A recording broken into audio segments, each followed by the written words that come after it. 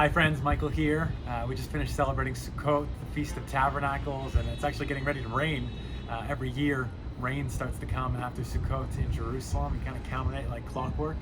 And we're gearing up for the end of the year here. We've been kind of praying and saying, God, what are you really putting on our hearts? What are we hearing from so many of our local partners? And the scripture that really got impressed on our hearts is from 2 Corinthians chapter 3, where Paul writes that since we have this hope, we are very bold, not like Moses, who whenever he had to come down from the mountain, he had a veil over his face to block the glory that was shining from his face. And we read about, even to this day, when the Old Covenant is read for our people here in this city, in this country, when the Old Covenant is read, a veil still lies over eyes and hearts and minds. And even just today in our prayer time, we were praying that God would rip back the veil, that he would unveil the eyes and the eyes of the hearts of people here in this land to read the Old Covenant, read the Torah, read these Hebrew scriptures, and don't see Yeshua as he is.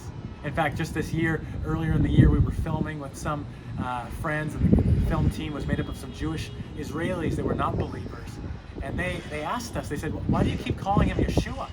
I thought his name was Yeshua. They didn't know that Yeshua is actually a curse. It's an acronym in Hebrew that stands for, may his name be blotted out and cease to be remembered. Now, people don't realize that, but they think that's his name. And we were able to say to them, no, his name's not Yeshua, it's Yeshua. And they came to us as unbelievers saying, well, do you know what the word Yeshua means?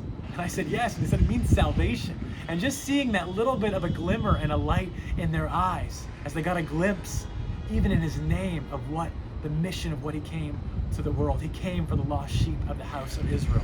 And so this year end, I know a lot of people are extra generous when it comes to the end of the year. They're looking for somewhere to give charitably. And we think one of the best places that you can give is to lifting that veil over the eyes of the Jewish people here in this land. We want to see a day where every person in Israel is transformed by the love of Yeshua, and we're seeing our local partners step forward in bold new ways, whether that's online evangelism or new outreach opportunities or reaching into different communities or focusing on freedom. Even that same scripture, 2 Corinthians 3, talks about whom the Son sets free is free indeed. And so we're seeing people that are bringing freedom from poverty, freedom from addiction, freedom from chains, liberty to the captives. That's so much of what the hope of Messiah is.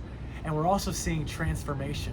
And we really believe that as we, with unveiled faces, behold the glory of God, we're being transformed into that same degree of glory. So I'm asking if you would join us in praying this year-end season about unveiling the eyes of people all over Israel. We need to see God rip the veil. We know that when one comes to the Lord, that veil is lifted, and our prayer is that the veil would be lifted over hundreds and thousands of Jewish people all across Israel this year end.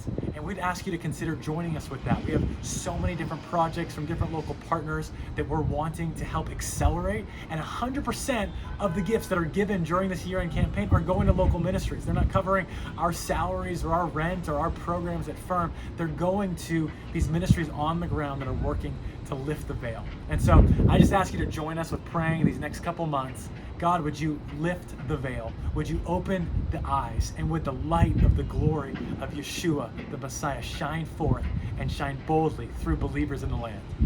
Thank you for praying with us.